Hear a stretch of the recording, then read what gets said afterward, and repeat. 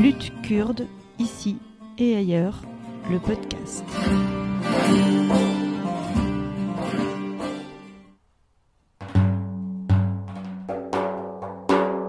Bienvenue dans ce nouvel épisode du podcast Lutte kurde. Aujourd'hui, nous allons parler de la place des femmes combattantes kurdes au sein du Parti des travailleuses et travailleurs du PKK. Pour ce faire, nous recevons Somaye Rostanpour. Bonjour. Bonjour.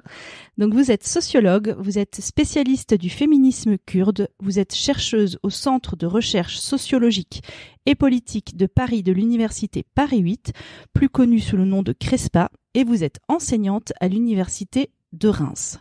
On avait déjà reçu votre collègue Fatemi Karimi qui nous avait parlé de la place des femmes kurdes au sein du Komala, un parti kurde d'extrême gauche actif en Iran. Alors certes, c'est au sein du Komala qu'émerge pour la première fois la figure d'une femme kurde combattante, mais c'est le PKK qui popularise massivement l'image des femmes kurdes combattantes. Donc avant toute chose, est-ce que vous pouvez... on va se tutoyer, du coup, je vais pas faire semblant. Est-ce que tu peux nous expliquer comment est né le PKK et quels sont ses objectifs ? Très bien, merci beaucoup. Du coup, le PKK, c'est un parti politique kurde qui est né en Turquie dans un contexte de la violence brutale de l'État turc contre les Kurdes.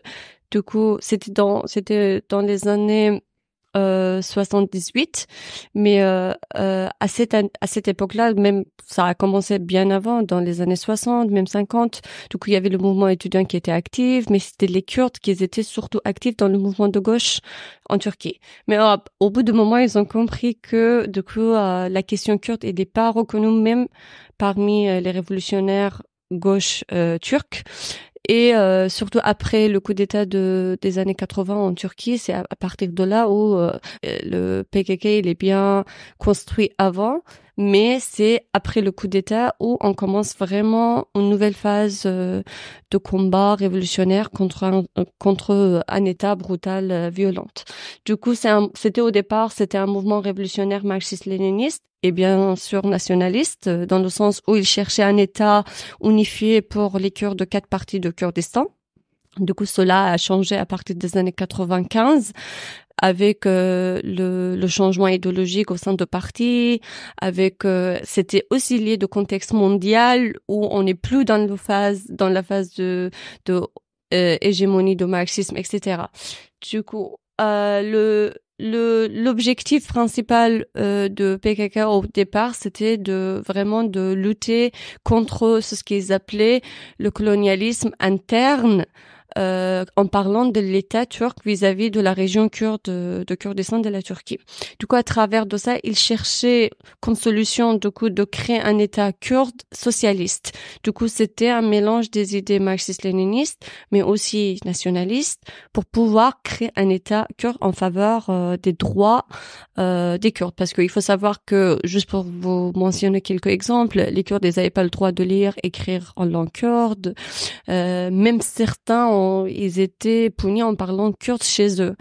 Et on sait que pour l'État turc, les Kurdes qui sont 20% de la population, ils n'existent pas. Ce sont les Turcs de la montagne, ce qu'on les appelait. Après, on a commencé de les appeler les Turcs de l'Est, etc. La région de Kurdistan, ça n'existe pas pour l'État turc et la population kurde non plus. Du coup, c'était vraiment un État qui a été basé sur une idéologie nationaliste turque et très centraliste au niveau économique, et les Kurdes ils étaient toujours considérés comme arriérés, comme la population le plus, on peut dire, dangereux de pays aussi, et complètement ignorée. Et c'était aussi une revendication culturelle et politique en même temps qui a donné on peut dire, cette place au PKK parmi la population kurde. Tu me disais en off, avant qu'on débute cet entretien, que tu parlais plus facilement du mouvement de libération kurde que du PKK. Est-ce que tu peux nous expliquer pourquoi ? Oui, il y a 2 mots différents quand on parle dans la sociologie des mouvements sociaux, parce que en fait, quand on parle de PKK par des travailleurs de Kurdistan, on est plutôt dans l'explication d'une organisation armée. C'est une organisation armée, mais c'est en même temps un mouvement populaire très masse. C'est-à-dire, on a des millions de sympathisants, des millions de gens qui adhèrent à ce mouvement de différentes manières au Kurdistan, même pas en Turquie, seulement en Turquie, aux différentes parties de Kurdistan dans la région du Moyen-Orient, Proche-Orient, mais pas que non plus aux diasporas aussi. Du coup, tout ensemble, on voit, quand on parle de mouvement et pas juste l'organisation, déjà au niveau de contrôle de l'organisation sur l'ensemble de mouvements, on voit que le comité central de l'organisation, il n'est pas le seul auteur, on peut dire, le seul groupe, le seul personne qui peut contrôler tout l'espace kurde et toute la politique de l'espace kurde, y compris la politique féministe. C'est beaucoup plus large que ça. Et on voit les contradictions aussi. C'est-à-dire, un mouvement, on peut le trouver des contradictions, alors qu'au sein d'une organisation, c'est plutôt homogène. Et il faut le garder homogène, peut-être, dans certains sens, pour qu'on puisse avancer dans la lutte armée, au sein de l'organisation, surtout le PKK comme une organisation assez hiérarchique, armée, etc. Il a besoin de cette cohérence, cette homogénéité. Alors, quand on parle de mouvement kurde, là, on voit beaucoup de contradictions. Et sur la question féministe, c'est clairement un mouvement plutôt qu'une organisation. Alors toi, dans tes travaux de recherche, dont une partie, un résumé a été publié dans un numéro d'études kurdes et qui va être publié ultérieurement sous forme de livre, voilà, on vous fera part de la date une fois que ce sera effectif. Toi, tu as identifié 3 phases de mobilisation. Est-ce que tu peux nous parler de cette première phase de mobilisation que tu situes entre 1978 et 1990 ? Oui, du coup, c'était la première phase après la fondation de PKK. Et cette première phase, c'était une phase de mobilisation et où on a très peu de femmes qui ont été finalement impliquées dans la lutte armée, même au sein de l'organisation. On a 2 femmes qui étaient présentes le jour de création du PKK, mais du coup, le ex de Öcalan, Fatima, et aussi Sakine Janses. Mais au-delà de ça, il y avait très peu. La question des femmes, elle était presque absente dans cette première phase. Et c'était le patriotisme qui était vraiment la question centrale, la kurdicité, les droits pour les Kurdes, etc., qui étaient prioritaires à cette époque-là.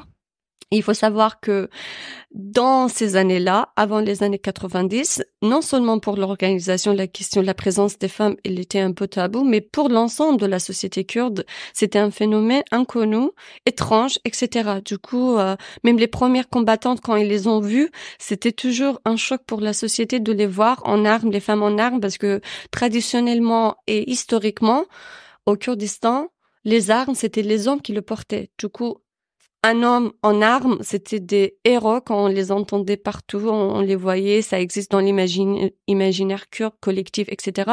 Mais une femme en armes, c'était vraiment une nouvelle émergence. Du coup, c'est à partir de là où ça commence petit à petit de casser un peu les stéréotypes sur la division sexuelle de travail, etc. Du coup, on voit cette hésitation de la société, mais aussi de la part du mouvement, parce que de toute façon, c'était très difficile à la fois pour le mouvement et pour l'organisation, surtout à l'époque, et pour la société, de voir les femmes éloignées de leur normative attribuée à leur sexe, c'est-à-dire la maternité, de être à l'intérieur, à la maison, etc. Mais malgré ça, on voit que il y avait une partie des femmes qui ont adhéré au PKK dans la première phase, et c'était surtout les femmes éduquées de classe, on peut dire moyenne, et les femmes étudiantes, du coup les femmes qui étaient actives dans le mouvement étudiant. Du coup, au contraire de la deuxième phase où c'était plutôt les femmes de classe populaire moins éduquées, voilà, c'était... Donc effectivement, tu identifies une deuxième phase Oui. que tu situes entre 1990 et 1999. Donc tu commençais à évoquer un premier changement. Donc c'est déjà sociologiquement, c'était plus forcément les mêmes femmes qui rejoignaient le parti. Du coup, au niveau de profil sociologique, bien sûr, voilà, c'est la deuxième phase quand c'était vraiment l'engagement massif des femmes au sein de PKK après des années 90. Et c'est la première fois qu'on voit vraiment cette présence massive des femmes au sein d'un mouvement politique armé au Kurdistan. Et c'est d'ailleurs le point distinct de PKK par rapport au Kemali ou des autres partis politiques kurdes, par exemple, qui existaient avant lui. Et dans cette deuxième phase, du coup, on voit que la question kurde, elle est toujours principale. Du coup, dans la première phase, par exemple, les femmes, elles adhéraient au mouvement plutôt en tant que Kurdes qu'en tant que femmes. Dans la deuxième phase, elles commencent de partir dans la montagne et de rejoindre le parti de PKK, à la fois en tant que femme et en tant que Kurde. Mais c'est difficile à dire à quel point lequel c'était plus important. Mais pour les premières années des années 80, c'était encore la kurdicité qui était vraiment principale.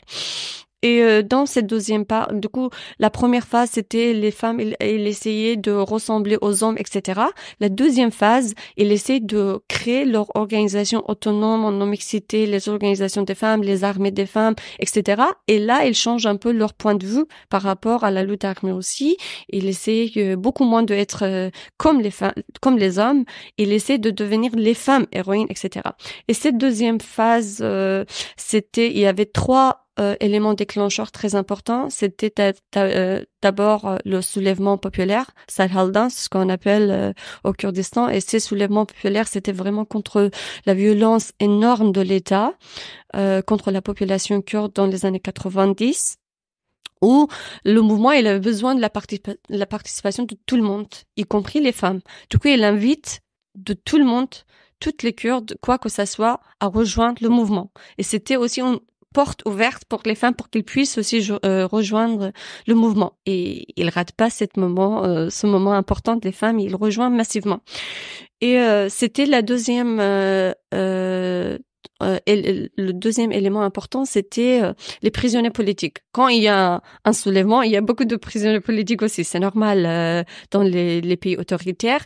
Et là, il y avait la résistance des femmes au sein de prison. Ça a beaucoup inspiré du coup des autres femmes qui étaient à l'extérieur pour qu'ils puissent aussi faire quelque chose pour le mouvement. Faire quelque chose, à l'époque, c'était quand il n'y avait pas beaucoup de possibilités politiques, c'était les possibilités armées plutôt.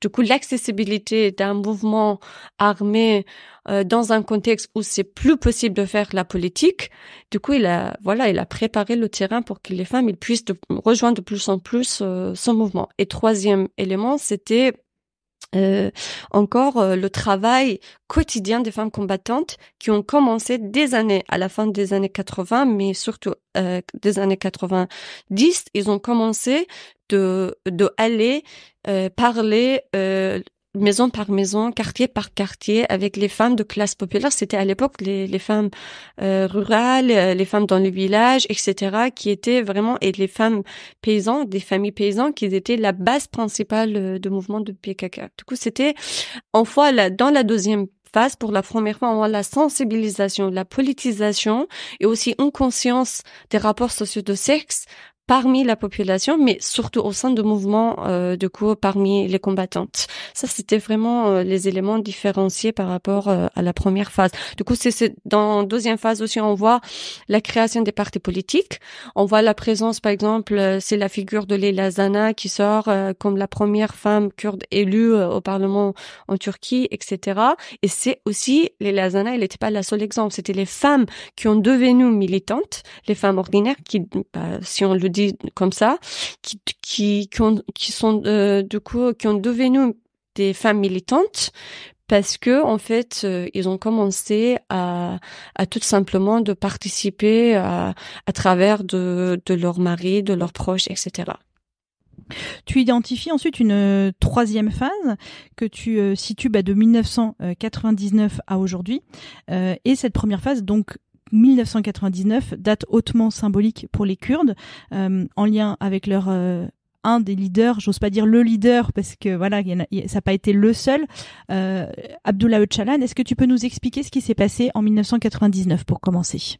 Oui, du coup pour moi c'est la phase la plus importante, mais je pense que pour le mouvement non, c'est la deuxième phase qui a vraiment changé un peu le destin des femmes au sein du mouvement. Mais cette troisième période de mobilisation, elle a été marquée par la capture de Abdullah Öcalan, comme vous l'avez mentionné, qui était un leader, qui est toujours un leader charismatique et aussi l'idéologue de mouvement kurde du PKK aussi. Du coup, son arrestation, il a conduit à la fois à une nouvelle vague de mobilisation d'un part. Du coup, il y a des femmes qui ont rejoint le mouvement juste après la rage qu'ils avaient après l'arrestation de leaders de mouvement. Mais en même temps, son absence comme le soutien le plus important du mouvement kurde et des femmes combattantes, il a aussi marqué le mouvement féministe et il a donné beaucoup d'inquiétude aux femmes combattantes. C'est-à-dire, ils rentrent dans une phase de crise à partir de son arrestation parce qu'ils pensent qu'ils deviennent un peu orphelins et ils perdent leur, si on peut le dire, leur père ou leur soutien, etc., leur base. Parce qu'en fait, un des combattants, il m'a raconté comment, à l'époque de Tasfir, c'est ce qu'on appelle la période de Tasfir, entre 2003 et 2007, il y a à peu près 4000 femmes combattantes qui ont quitté la Montanie, qui ont juste quitté le mouvement, suite à la crise interne qui a été évoquée par l'arrestation de Öcalan. Parce que à l'époque, et cette troisième phase, c'était l'époque où les femmes, elles étaient vraiment puissantes au sein du mouvement parce qu'ils ont pu créer leur organisation autonome de différentes manières, à la fois à l'échelle armée, civique, politique, au sein de la société aussi. Et là, ils avaient vraiment une base importante. Mais malgré ça, comme le Öcalan, il avait une place hyper importante au sein du mouvement pour surtout prendre les décisions stratégiques et politiques qui concernaient les femmes parfois directement. Là, du coup, c'était une crise interne. Mais malgré ça, ils sont tenus, les femmes, et ils ont réussi de surmonter la crise. Et ils voulaient créer un parti de travailleuses, des femmes travailleuses de Kurdistan, c'est-à-dire un parti féministe parallèle de parti travailleur de Kurdistan, de PKK, c'est-à-dire avoir deux partis parallèles, un parti politique pour mixte et un parti politique non mixte pour les femmes, quoi. Öcalan, il avait donné son accord avant l'arrestation dans les années 98. Mais malheureusement, à la phase où il voulait concrétiser cette décision, elle a été arrêtée. Et suite à son arrestation, après la crise de son arrestation, quand le mouvement il était dans une crise, il cherchait vraiment la cohérence plutôt, il cherchait l'unité que par exemple la division, etc. Et là, ils avaient très peur que ces deux partis politiques, ça peut diviser complètement le PKK. Je vous ai dit, il y avait 4000 déjà qui ont quitté, il y avait le frère de Öcalan qui voulait prendre sa place, etc. Du coup, dans ce contexte-là, le comité central, il a refusé la demande des femmes qui ont relancé pour créer leur parti politique autonome. Bon, ça a été très difficile. Il y avait finalement des personnages comme Sakine Janses qui étaient à l'avant-garde de cette demande. Ils ont rasé, avec elle et 19 femmes, ils ont rasé leurs cheveux comme un geste de contestation à cette décision du comité central qui était hyper important à mon avis. C'est vraiment un moment très important au sein du mouvement kurde qui montre aussi qu'il y a des conflits internes entre les hommes et les femmes. Ils sont tous combattants, mais pas de la même manière. Ils n'ont pas les mêmes places. Et il y a aussi, du coup, c'est ce qu'ils appelaient, il y a un soulèvement dans la révolution kurde. C'est-à-dire, il y a un soulèvement féministe dans la révolution kurde, toujours qui existait, toujours. Mais à ce moment-là, on voit vraiment le niveau de conflit. Ils ont pas, finalement, le parti, il les a, on peut dire, il les a emprisonnés ou enfermés dans un lieu fermé dans la montagne pour 1 an. Il les a punis. Et après ça, Sakine Janses et des autres femmes, ils n'ont pas arrêté vraiment à continuer leur lutte. Ils n'ont pas réussi d'avoir un parti politique parallèle féministe, mais ils ont réussi d'avoir un parti autonome, c'est ce qu'ils appelaient le parti des femmes, à partir de 2004. Au sein du mouvement du PKK. Et à ce moment-là, ils ont créé encore... Et à partir de ce moment-là, ils ont réussi de créer plus de structures, on peut dire idéologiques aussi, parce que jusque-là, ce que deux des combattants ils m'ont raconté, ils ont dit jusque-là, on était très dans la lutte armée, les femmes ils puissent aussi faire la guerre, c'est pas que une tâche masculine, etc. Nous, on voulait montrer aussi notre force et on a réussi de le montrer. On avait des compositions féminines parallèles par exemple aux compositions mixtes, etc. On était complètement autonome et là on a compris que maintenant il nous fait aussi vraiment puissance idéologique. Donc il faut beaucoup travailler pour avoir aussi une idéologie autonome au sein de mouvements. Et c'est à travers de là, en fait, il y a la gynéologie comme, on peut dire, le discours féministe ou le discours sur la cause des femmes au sein de PKK. Il a été émergé en 2008, mais il a bien commencé la nécessité, le sentiment il faut être autonome idéologiquement aussi. Ça a été bien commencé par les femmes. On en revient, mais c'est surtout un travail quotidien des femmes combattantes sur ces sujets-là qui a donné l'émergence de gynécologie. Mais de toute façon, dans cette troisième phase, les plupart des combattants avec qui j'ai parlé, ils disaient qu'ils adhéraient au mouvement plutôt pour la cause féministe ou pour la cause des femmes. C'est-à-dire la sensibilisation et la conscience des rapports sociaux de sexe, il était plus important que la cure du système, même si la cure du système, il est toujours là pour les plupart des combattantes. Tu as évoqué le fait que l'emprisonnement de Öcalan était une source d'inquiétude pour les femmes.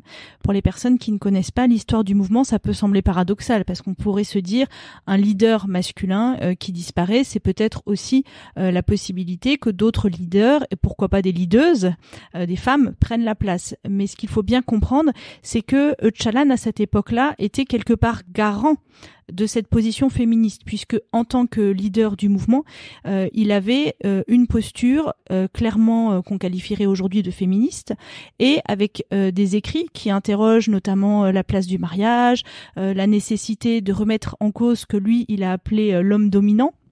Est-ce que tu peux nous expliquer un petit peu quel est l'apport théorique des écrits d'Öcalan par rapport à la question de la place des femmes? Oui, bien sûr. En fait, il y a sur la question de relation de Öcalan avec le mouvement de libération des femmes kurdes, il y a à la fois un lien idéologique, un lien, on peut dire théorique sur la question des femmes, comme vous l'avez expliqué un peu, et un lien politique. Et le lien théorique, il commence bien après le lien politique. C'est-à-dire, et les deux, ils avancent en même temps et ils donnent en présence une place importante aux femmes. C'est ce que j'ai appelé dans un des articles que j'ai publié sur la relation entre le leader et les combattantes, les femmes combattantes au sein de PKK, c'est qu'il y avait toujours une relation mutuelle entre les femmes combattantes et le leader.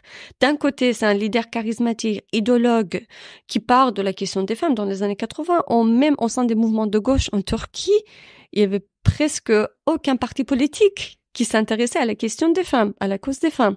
Du coup, mais même à cette époque-là, du coup, il était un peu avant-garde pour parler de cette question. Les raisonnements, on en sait, c'est différencié, c'est pour différentes raisons, mais malgré les raisonnements divers et variés, il a réussi d'en parler. Et à travers de ça, il a pu créer une alliance importante avec les femmes combattantes au sein du mouvement. C'est-à-dire, d'un côté, le leader, Öcalan, il était le meilleur soutien des femmes combattantes. C'est-à-dire, c'est à travers de lui qu'il pouvaient plus ou moins imposer leurs revendications féministes, etc.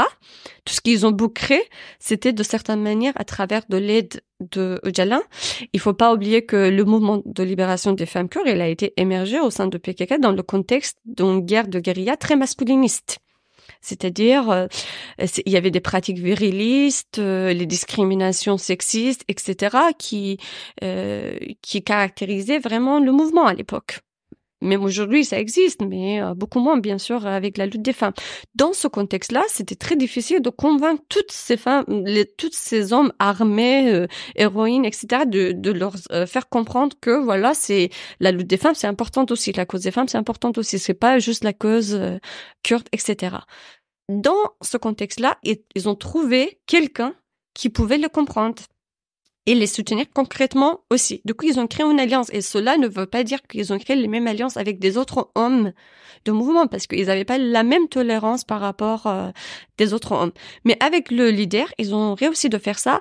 Ça, c'était du côté de soutien de leader, mais Öcalan aussi, il avait toujours les femmes comme ses meilleurs alliés au sein du mouvement. Et on voit... c'était déjà les femmes, c'était les on peut dire les membres qui suivaient beaucoup plus ces enseignants idéologiques Ils étaient beaucoup plus fidèles aux idées de Öcalan que des autres, parce qu'ils voyaient certains sœurs, ils voyaient une reconnaissance de son soutien à travers aussi de fidélité à ses idées. Mais même au-delà de ça, par exemple, concrètement, ils ont soutenu Öcalan, par exemple, dans les années 99, après son arrestation.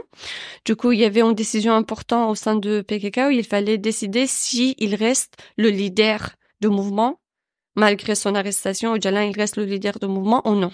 Et à cette époque-là, les femmes, elles étaient parmi les seules qui ont dit oui, il faut qu'il reste notre leader. Ils ont soutenu, même en prison, de Öcalan, alors que les plupart des autres membres masculins, ils étaient contre. Par exemple, en même temps, on voit la réponse de Öcalan à ça, par exemple, en 2012, quand il y avait une délégation des femmes pour les négociations de paix, quand il y avait une délégation de mouvement kurde qui allait voir Öcalan en prison, il n'y avait pas un représentant de mouvement des femmes et il a refusé la délégation, Öcalan.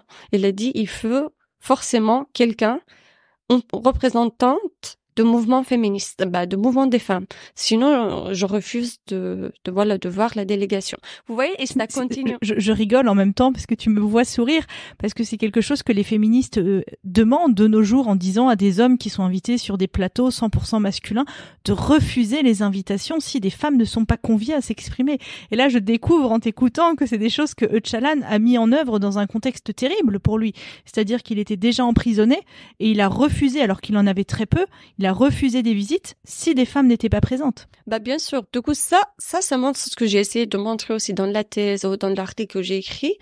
C'est beaucoup plus au-delà de l'instrumentalisation des femmes par un leader autoritaire, etc. C'est ce qu'on entend souvent parmi les gens qui voient pas la subjectivité des femmes, qui voient juste une organisation qui est une machine de guerre, qui a utilisé tout le monde, surtout les femmes, parce que genre, ils ont pas de conscience, ils ont pas de subjectivité, ils savent pas quoi, qu'est-ce qu'ils font. Ils sont juste un instrument dans les mains des hommes qui gèrent le parti politique armé.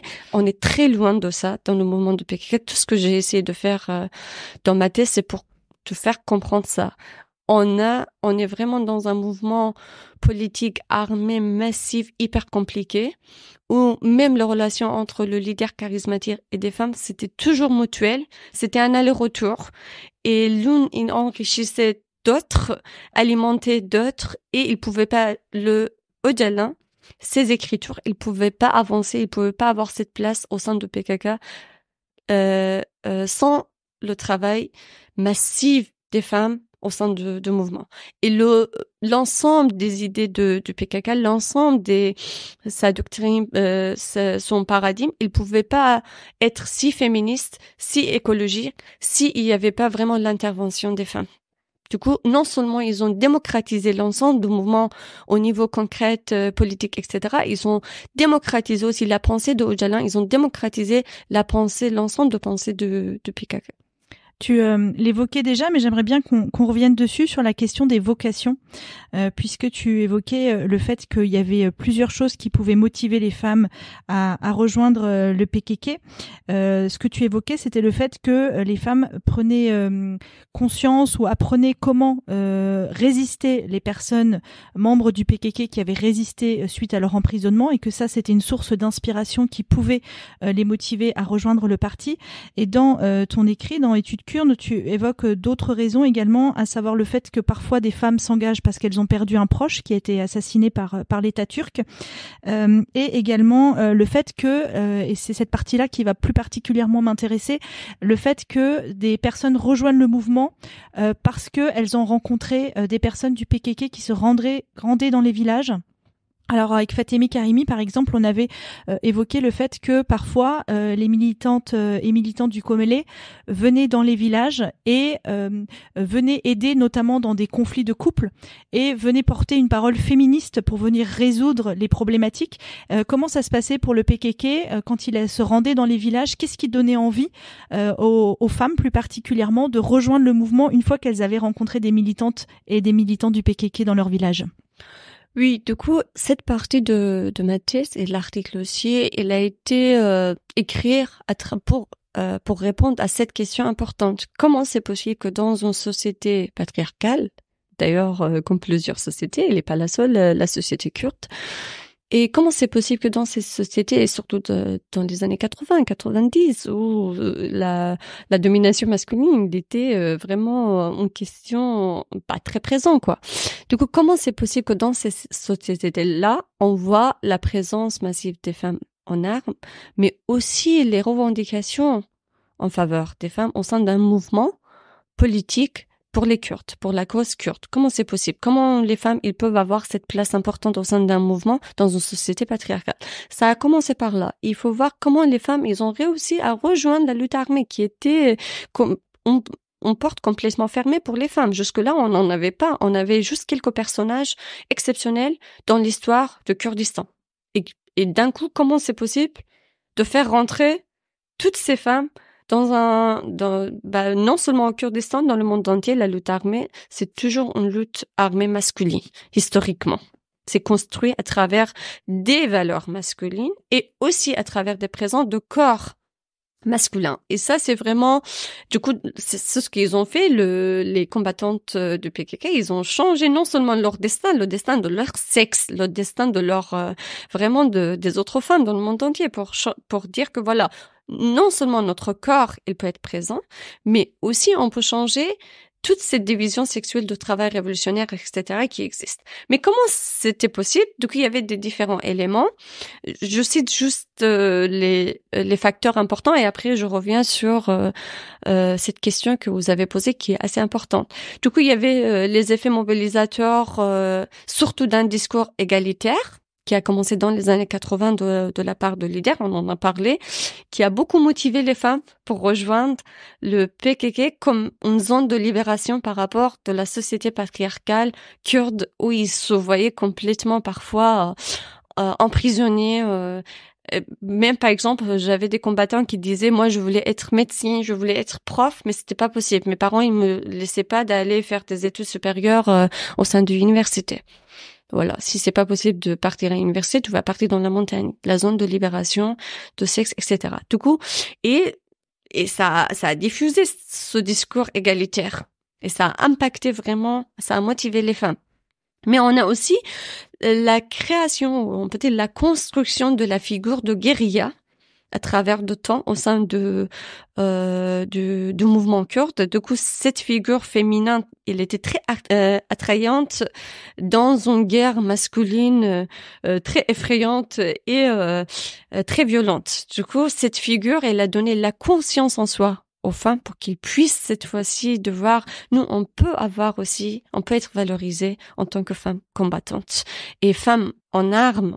De voir une femme en armes. Pour certains, du coup, il y avait des combattants qui me disaient le seul élément de me voir en armes comme une femme puissante qui peut dire non, qui peut agir de certaines manières, de manière efficace, ça me suffisait. Du coup, moi, je me suis dit, voilà, je pars dans la montagne pour devenir vraiment une femme efficace.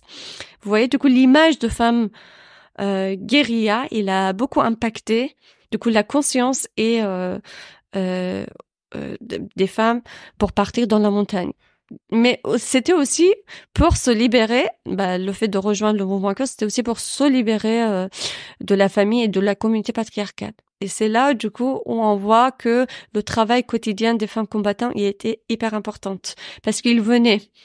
C'était en fait une méthode maoïste de l'époque de PKK. Au départ, il était maoïste. Il était dans les stratégies et les pensées maoïstes. Et c'est une tradition maoïste qui existe toujours au sein de PKK, même aujourd'hui. C'est-à-dire d'avoir un discours anti-élitiste, de pouvoir aller parler avec les paysans, c'est ce qu'ils disaient à l'époque les maoïstes, mais toujours la traduction de paysans de l'époque, c'est aujourd'hui la classe populaire, de pouvoir aller les femmes de classe populaire, les femmes moins éduquées, très peu éduquées, les femmes qui ont une charge familiale importante, etc., qui ont de classe défavorisée, tout simplement, qu'on puisse aller les voir, de parler avec elles, de les aider pour qu'ils puissent aussi avoir la conscience des rapports sociaux de genre, des hiérarchies qui existent, etc. Et là, c'est un travail qui a été fait depuis 40 ans, vraiment, qui n'a pas été cessé pour une minute au sein du mouvement kurde. Et je pense qu'on une partie de la force de ce mouvement populaire, ça vient de là.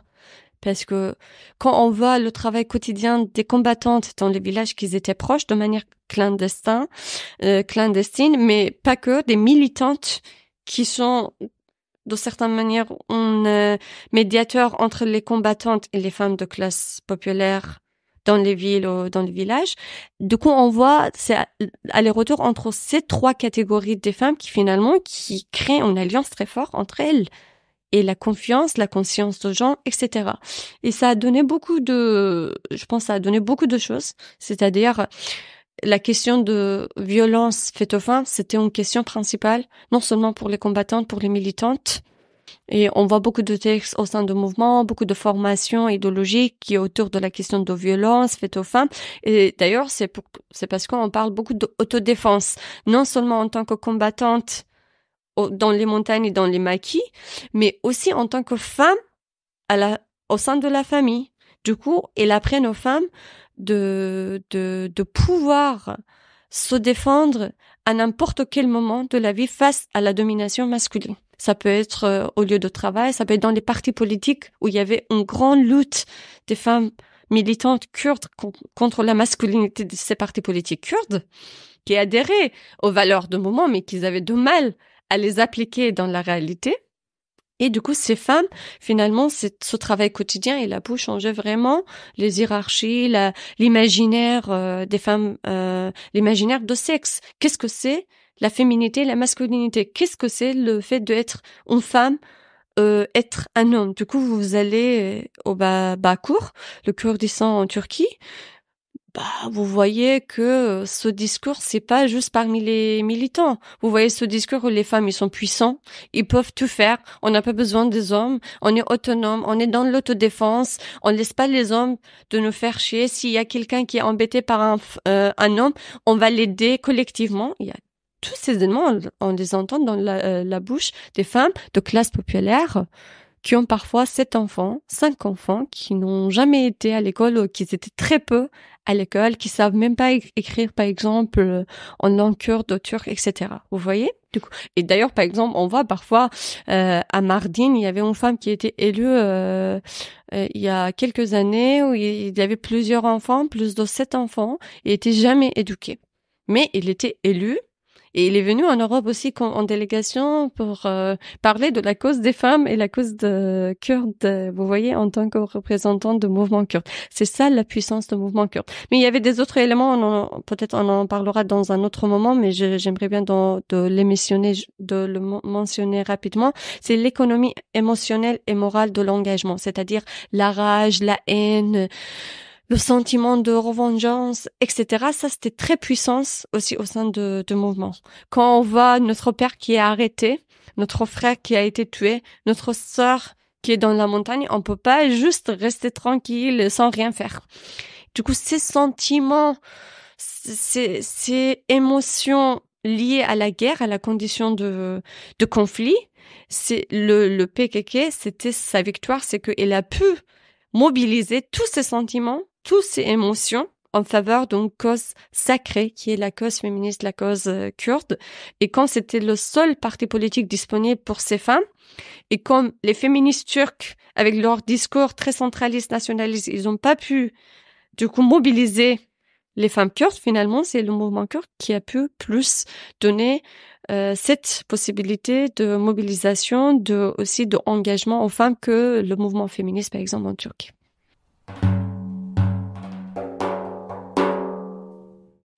Alors, une des choses importantes qui distingue le PKK du Komélé, c'est que les relations sexuelles et amoureuses y sont parfaitement proscrites. Ce que tu expliques bien dans tes écrits, c'est que paradoxalement, on pourrait s'imaginer que cet interdit pose un nouveau contrôle sur les corps des femmes. Et toi, ce que tu dis, ce que tu analyses, c'est que au contraire, cet interdit vient protéger les femmes. Est-ce que tu peux nous expliquer ? En fait, c'est ce que j'ai essayé d'écrire. C'est pas que protéger des femmes, mais c'est aussi en même temps contrôler. Du coup, c'est contradictoire. J'explique dans quel sens c'est contradictoire. Et c'est d'ailleurs le point délicat, je pense, du mouvement kurde, parce que, en fait, il y a des règles, il y a des normes sur le contrôle des relations sexuelles qui n'ont pas changé depuis la fondation de PKK, depuis les années 80 jusqu'à aujourd'hui, qui est quand même un peu étonnant dans un mouvement qui est très dynamique, qui est en train de changement permanent, etc. Et du coup, on est dans une situation de violence politique, de guerre, et dans cette situation-là, au Kurdistan, comme partout, au sein de PKK, comme dans les plusieurs partis révolutionnaires, les relations sexuelles, ils peuvent être assouplies, renforcées, bouleversées, modifiées, transgressées, etc. C'est le moment vraiment pour changer, pour contrôler ou pour modifier ces genres de relations. Et qu'est-ce qu'il fait?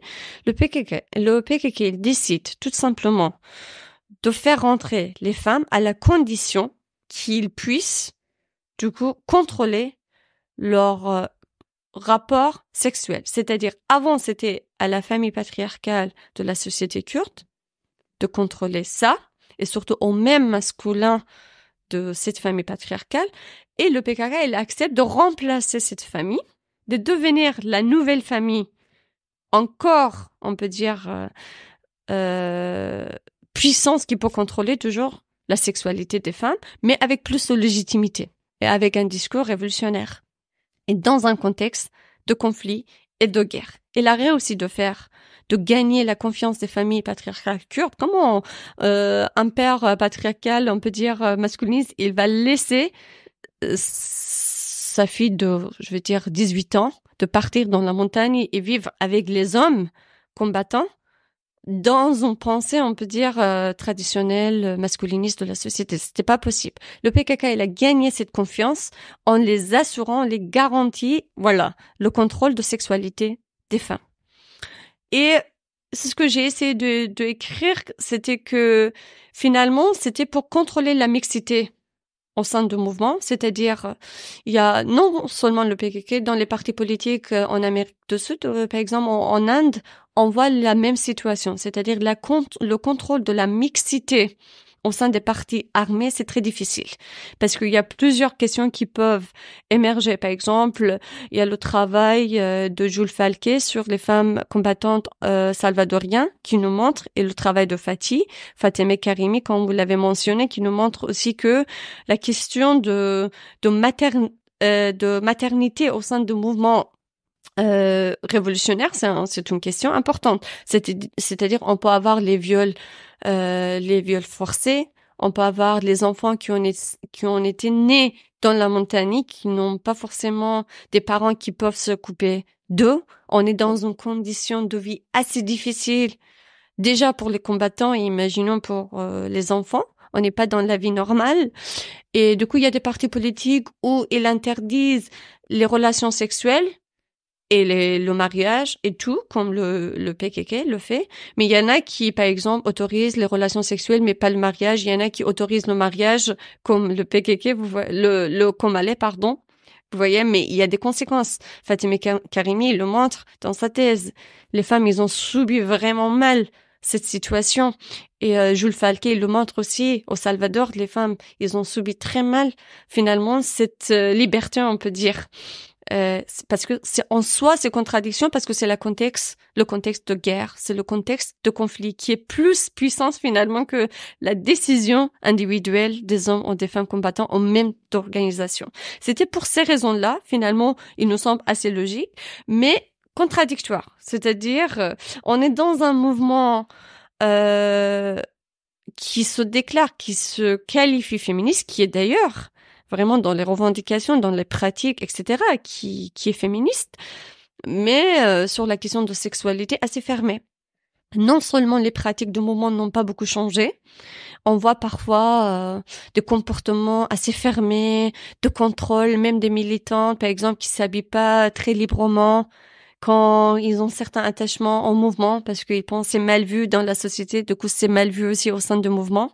Vous voyez, du coup le mouvement il a pas pu vraiment avancer sur cette question comme il a avancé sur des autres. Et finalement on voit que la société, quand je vous ai dit c'est un mouvement parce que les adhérents de mouvement au sein de la société, les militants féministes, les femmes tout simplement, et les étudiants, etc., ils sont beaucoup plus avancés sur la question de relations sexuelles, etc., que parfois vraiment les militants experts, c'est ce qu'on appelle les militants experts du PKK. Du coup, ça reste vraiment un point délicat. Et il faut savoir que c'est ce que j'ai écrit dans l'article et dans la thèse aussi, c'est plutôt les femmes qui sont contrôlées que les hommes. Du coup, il y a l'interdiction, c'est pour les deux sexes, mais finalement, c'est plutôt le corps des femmes qui est contrôlé que le corps des hommes. C'est les femmes qui s'habillent comme les hommes, c'est les femmes qui se comportent comme les hommes, c'est les femmes qui peuvent pas se nager, par exemple, librement, alors que les hommes, ils peuvent. Vous voyez, dans la montagne. Il y a plusieurs éléments qui nous montrent, finalement, c'est plutôt le corps des femmes qui est contrôlé que les corps des hommes au sein de mouvements. Et effectivement, tu emploies cette terminologie, tu dis que les corps des femmes doivent être désexualisés.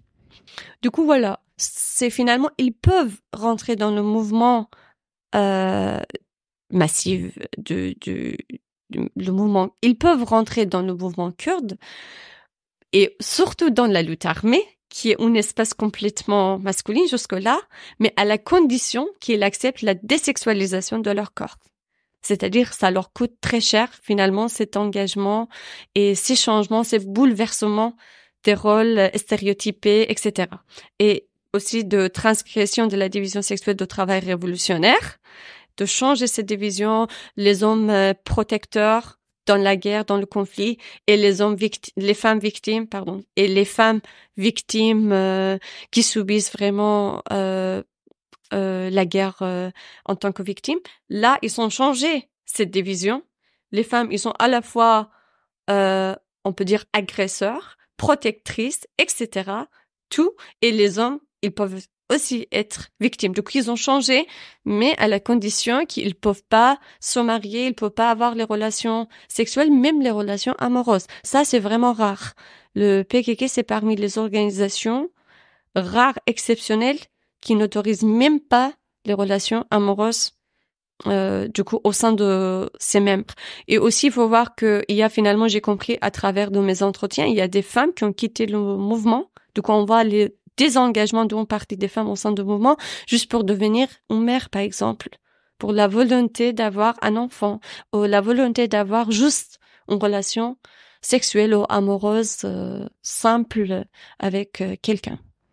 Tu l'évoquais précédemment, à savoir le fait que le gouvernement turc cherche vraiment à dépeindre les Kurdes comme des Turcs des montagnes, comme des personnes arriérées, et que finalement ce rattachement, cet engagement féministe permettait aussi de contrer l'image que les Turcs essayaient d'apposer sur les Kurdes. Est-ce que tu peux nous dire comment cet engagement féministe participe vraiment du fait que le mouvement kurde maintenant est quand même relativement bien identifié comme un mouvement progressiste? Oui, ça c'était un élément important pour voir pourquoi finalement c'était pas le mouvement féministe qui a pu mobiliser les femmes kurdes. C'est plutôt un mouvement armé au départ masculiniste qui a pu mobiliser les femmes kurdes. Du coup, c'était vraiment lié à la fois de l'idéologie de l'État-nation qui a été créé au début du XXe siècle en Turquie, qui était basée sur une image, une ségrégation de la société, c'est-à-dire les Turcs avancés, modernes, progressistes, etc., qui étaient en partie représentés par l'image des femmes, c'est-à-dire les femmes éduquées, les femmes qui savent grandir les enfants dans les valeurs républicaines, etc. Et de l'autre côté, du coup, il y avait des arriérés, des villageoises, de populations rurales qui n'avaient pas c'est ce qu'ils appelaient, qui n'avaient pas l'éducation, et qui n'avaient pas aussi, comment je peux expliquer, qui étaient considérés comme arriérés culturellement et politiquement, ils étaient considérés comme dangereux pour la civilisation turque, qui n'était pas civilisée non plus. Du coup, cette image, ça existe au niveau mondial aussi. Ça existe entre les pays du Nord, les pays du Sud. Et là, on voit la reproduction de cette image colonialiste de manière nationale. Et c'était une réaction à ça, même la création de mouvement kurde, c'était une réponse à cette image manipulée du coup de société kurde, pour montrer que finalement que le PKK il a donné cet espace aux femmes, non seulement pour avoir un mouvement de masse qui était nécessaire à l'époque, pour le PKK, mais aussi pour montrer aux autres partis de gauche de la Turquie qu'on est plus progressiste que vous. Finalement, on donne plus la place aux femmes que vous. Nous, on reproduit pas cette image, déformée de mouvement kurde.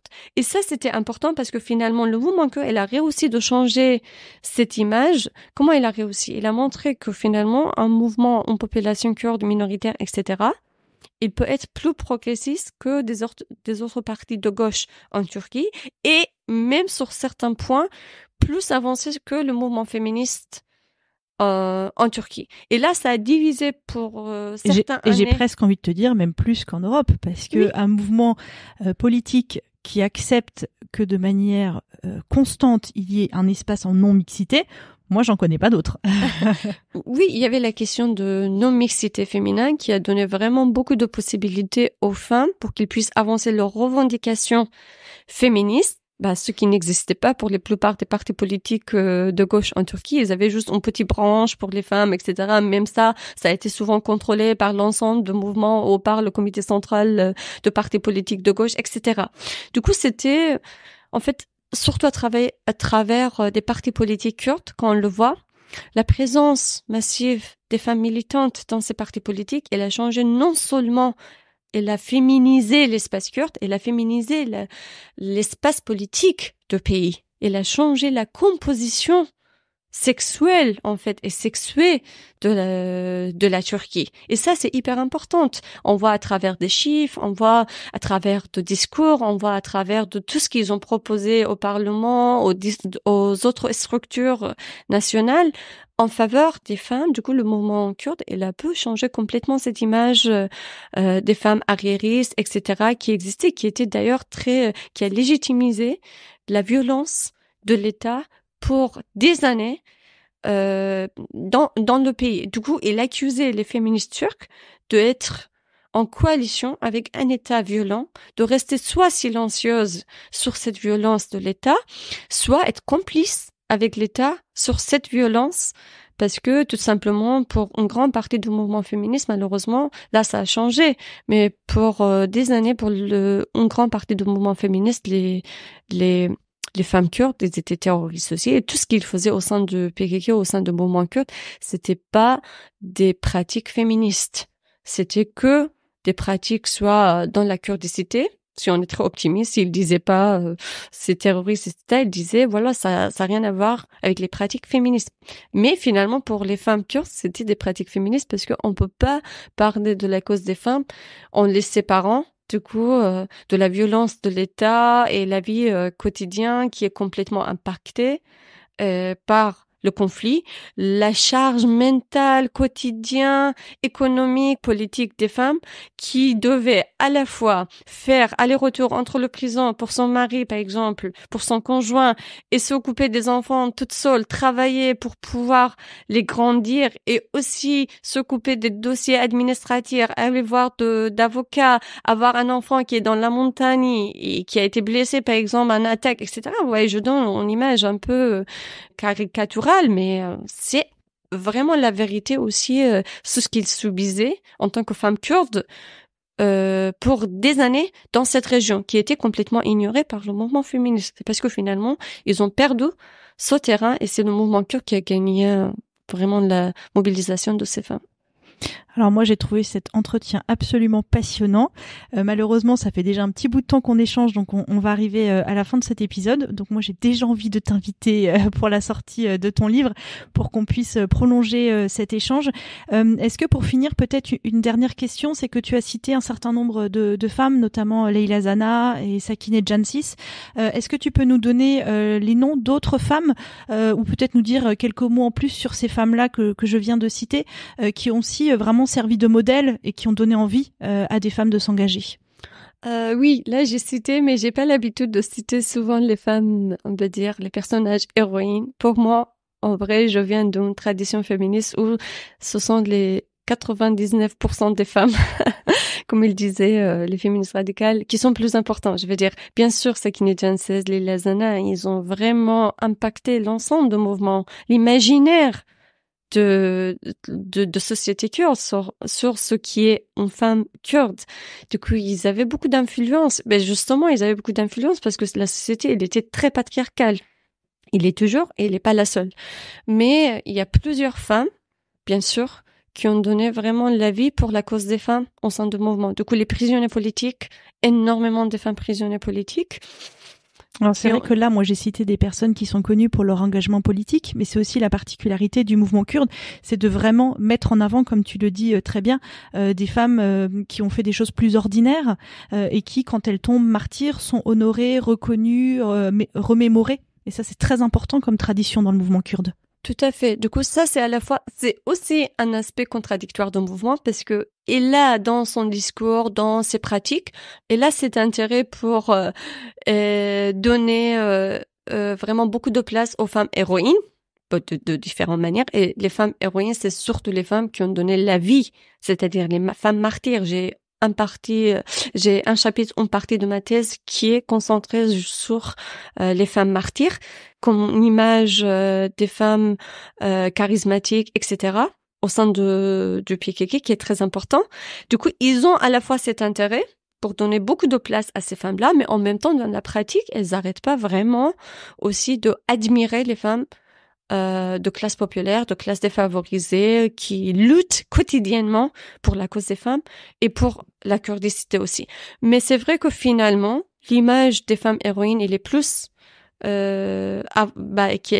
l'image de ces femmes héroïnes, il a été beaucoup plus, on peut dire, publié au sein du mouvement que des autres femmes. Et dans la pratique, c'est l'ensemble de ces femmes qui ont donné la possibilité de exister un mouvement de libération des femmes kurdes qui est pour moi un mouvement vraiment exceptionnel dans la pratique, comme dans les idées, dans la pratique beaucoup plus que dans les idées peut-être, mais qui n'arrête pas aussi de améliorer ses idées, de avancer idéologiquement, etc., et qui est tout simplement un mouvement exceptionnel dans le monde entier. C'est un mouvement auquel on peut apprendre vraiment beaucoup de choses. C'est une source d'inspiration, non seulement pour nous en tant que femmes kurdes, mais aussi pour toutes les gens qui ont intéressé à savoir plus sur le lien entre le militantisme et le savoir, le lien entre les pratiques révolutionnaires et toutes ces contradictions qui existent pour les femmes révolutionnaires, surtout dans les régions comme Proche-Orient. Alors, ce que tu viens de dire m'oblige à rajouter cette fois une question qui sera vraiment la dernière.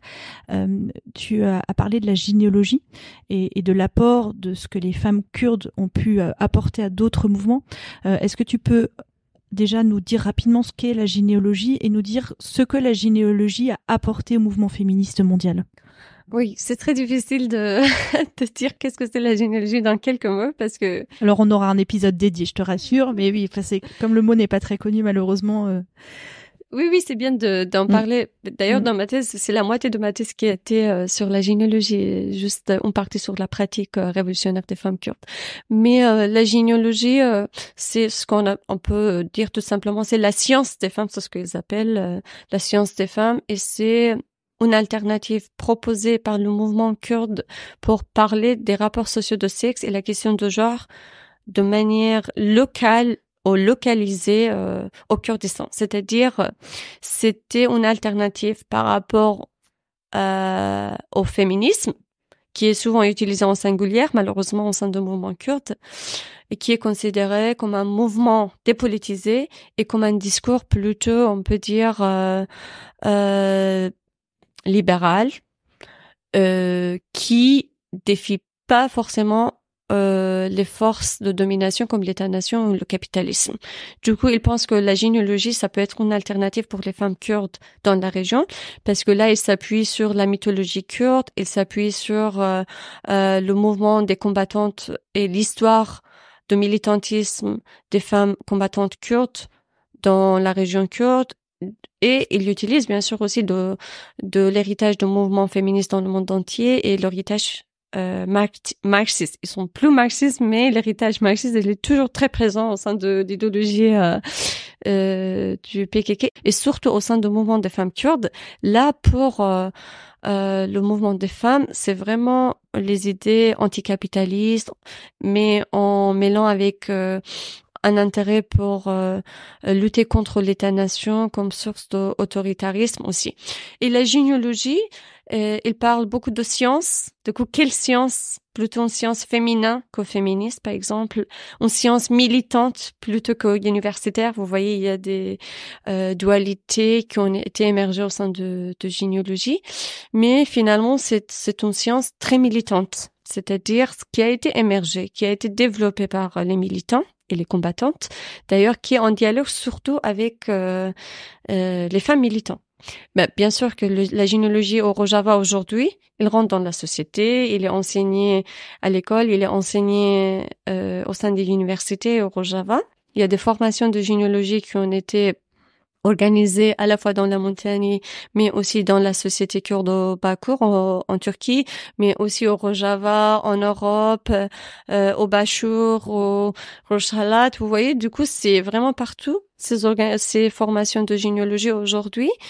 Mais à quel point ça a rentré dans la vie quotidienne des femmes, à quel point ça peut parler de la vie quotidienne des femmes, c'est ça qui était, du coup, un des points de discussion de ma thèse, que je pense que finalement ça prend beaucoup de temps pour qu'ils puissent aussi avancer sur les questions sociales et pas juste politiques, et aussi être en dialogue avec les hiérarchies sociales historiquement construites au sein de la société, comment c'est construit ces hiérarchies sexuelles et comment on peut modifier ces rapports sociaux de sexe et sexuels aussi au sein de la société kurde. Là, ça a beaucoup moins discuté au sein de la généalogie, mais je pense que c'est un travail, c'est ce qu'il disait, hein, c'est un travail en cours, et c'est vraiment ça.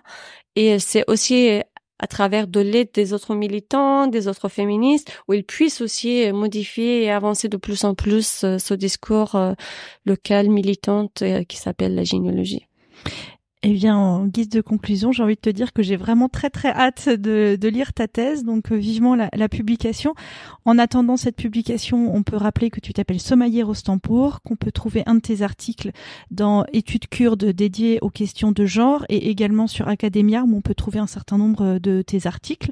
Et on peut te retrouver aussi dans différentes émissions puisque tu es régulièrement convié pour t'exprimer à la radio sur ce sujet. Et je me permets de terminer avec un petit mot de soutien pour le podcast Lutte Kurde. Voilà, on a à peu près 200 écoutes par épisode, alors c'est pas mal, mais voilà, on peut faire mieux. Et pour faire mieux, on a besoin de votre aide. Et notamment, les algorithmes fonctionnent beaucoup avec le fait que le podcast est partagé, que le podcast est noté avec des étoiles. Donc vraiment, ça nous aiderait beaucoup si, quelles que soient les plateformes de diffusion que vous utilisez pour écouter le podcast, vous puissiez mettre des petites étoiles, de préférence beaucoup. Voilà, et voilà, ça pourra favoriser les algorithmes pour que le podcast soit proposé à des personnes qui n'ont pas forcément connaissance du sujet, qui vont pas forcément faire une recherche ciblée, mais qui pourraient tout à fait être intéressées par le sujet. Donc vraiment, on compte sur vous pour nous aider à faire connaître le podcast. Et puis, on dit à très bientôt à Somaïa Rostanpour pour la rencontrer une fois que la thèse sera enfin publiée, disponible et qu'on pourra la lire dans son exhaustivité. Merci Somaïa. Merci beaucoup, merci. Et je vais mettre 5 étoiles.